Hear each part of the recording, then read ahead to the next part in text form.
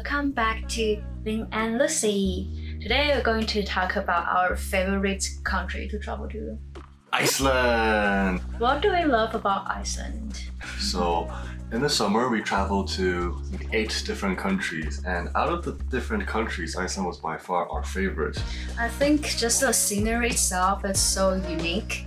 From the moment you landed, the view is panoramic. You don't feel like you're driving from destination A to B.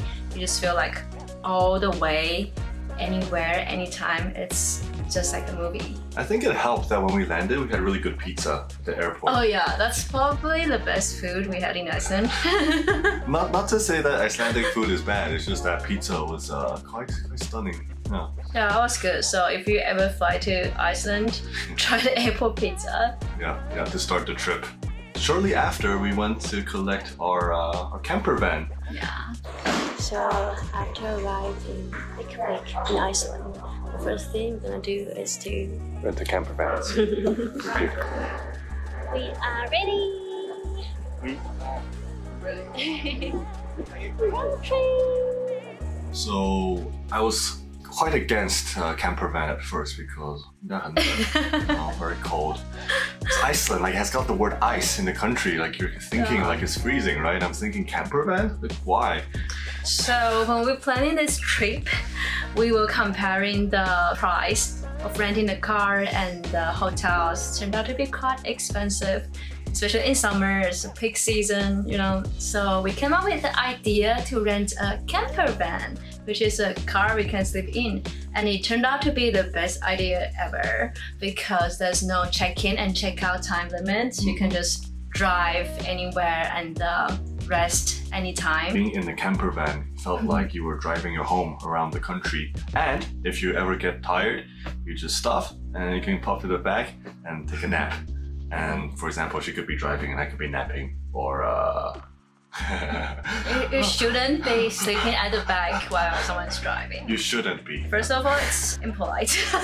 And it's not very safe on rocky roads. So it's suggested to take at least 7 days to do the ring road, which is the road that's around Iceland. And then we did it in 10 days. We heard in the winter you should take more days because of the unstable weather condition. Sometimes can be very windy or heavy snowing. And I think 7 days, I don't think it's enough. Personally, I love Iceland, and I feel like 10 days was already cutting it quite short because there's just so much to see, especially if you're taking the full ring road across the whole country. Each area of Iceland has a very unique scenery, has different character.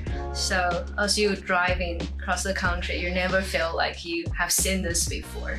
It's illegal to camp outside of campsite in Iceland. Therefore, you should always drive to a campsite when you want to stay overnight.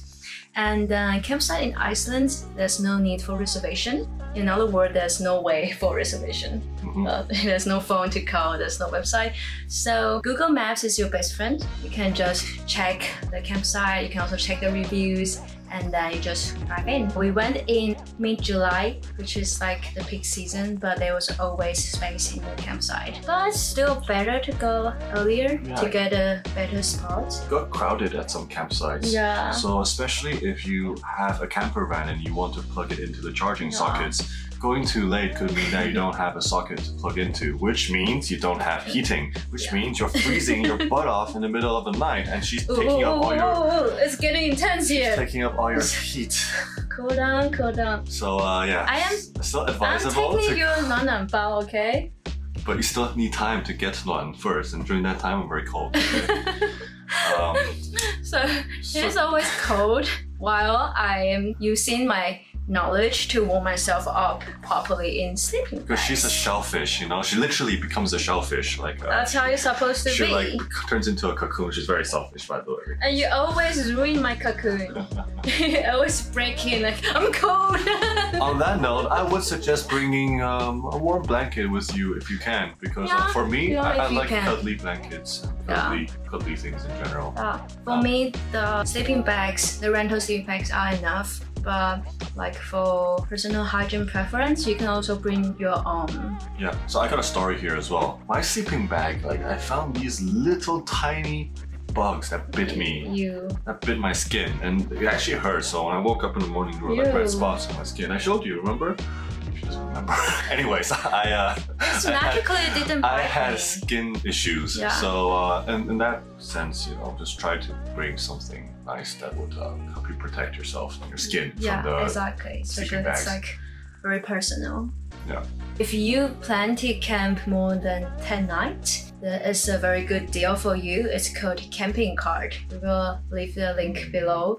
So it's like a campsite pass where you can go any campsite that's listed on the map. It's for 158 euros that allows you to camp for 28 nights. Only, I would say, limitation is that there are certain campsites that you have to go to if you buy this pass. Yeah. Whereas if you don't buy a pass and you choose to buy or just pay for singular campsites, then it gives you more freedom. It will be around 10 to 20 euros per person a night. So yeah, it's actually not... It's fine. I mean, it's cheap compared to hotels, for sure. I think an annoying thing about hotels would be you need to pack your stuff almost every day. Yeah, and check out. And we have read on the internet that people were actually quite bothered by it because sometimes they need to rush to the hotel before the reception closes. Oh, yeah. And they need to leave in a certain time because checking out. So you will have none of this problems, which is camper van. Overall, I think hotel is more cozy. You have a proper bed, proper heating. Yes, It's like pros and cons. You can choose yourself. Exactly, dude. Yeah. The good thing about camper van as well is during the day, if you do need to take a nap, sometimes we would just drive to the tourist spots, the waterfalls, the glaciers that we're going to, and before our tour starts, we would just take a nap for an hour or an hour and a half. And that would make sure that you have energy to continue on with activities as well. Yeah, so it just generally gives us a lot of freedom to explore. How did you find the food? I think we are the best chef ever. Yeah, the pizza was amazing. Right? The pizza was amazing. No, so I'm the chef of the trip. I think I do make amazing food since they cook with love. Apart from that one night when we ran out of gas, we had to eat like semi-raw pork. So guys, remember to always have 2 gas canisters. Still alive. You know, like one you're using, one that's full, it's like ready to replace the old one. Yeah. Because we sort of just run out of gas. Yeah, and also one of the things, if you're cooking at night, the temperatures are a lot colder, so the gas runs out faster. So we get food in any supermarkets, grocery stores, and you will get your canisters by gas station. Yeah. And one thing to note as well, because you put all your food into a cooler, not necessarily a refrigerator, but a cooler. But while the car is driving during the day in the summer, there's still sunlight. So it's important to make sure that the food stays cold or else you can't last 2-3 days. Yeah. So how do we keep the food cold? We were thinking about to buy some ice cubes. For anything cold, like frozen things. So like in our first supermarkets, they didn't sell ice. And then we came up with the idea, maybe we can just get frozen vegetables instead, since they are frozen. Yeah. I went in, tried to get the frozen vegetables, realized I didn't have enough cash, and I came up to our camper van. Never brings cash anywhere, ever. Asking for more cash. Okay, Shut up. Okay, no. This person Chinese, 他就说钱不够，我没买到。No, so we started 钱不够。 a conversation in Chinese, like outside of our camper van, debating, should we still go get it? Or we should just give up? Somehow we just like in this like debate. So I was debating, I was in Chinese, so it's kind of intense. Or maybe, in Chinese it's more intense, She's not like this nice in Chinese. Whoa. So anyways, in the meantime, image. In the meantime, there's this Iceland young guy with a pack of beers and then just frozen vegetables in one hand and 4-pack of beer in another hand. So as Mika was like arguing with me, the van door is open and I'm just like, hey, go back in there, get the vegetable. And she's like, I don't got no cash. And then this guy walking past by us just handed us the frozen vegetable. Was it to you or to me? I think to us. Okay. And then you know what he said? He was like, no stress. Oh, not at all. And he just faded away. No stress. To the sun. With his 4-pack of beer. And we're thinking, wow, Icelandic people are really so nice. Right? They're very chilled out, very humble people. And then we started thinking, why did he give us that pack of frozen vegetables? Probably because he thought we were arguing about they're like vegetables, and then we stressed out Asian couple without the funds to buy frozen vegetables, and I think he felt sympathetic. That could totally be the case. It's a cold country, you want to help each other out.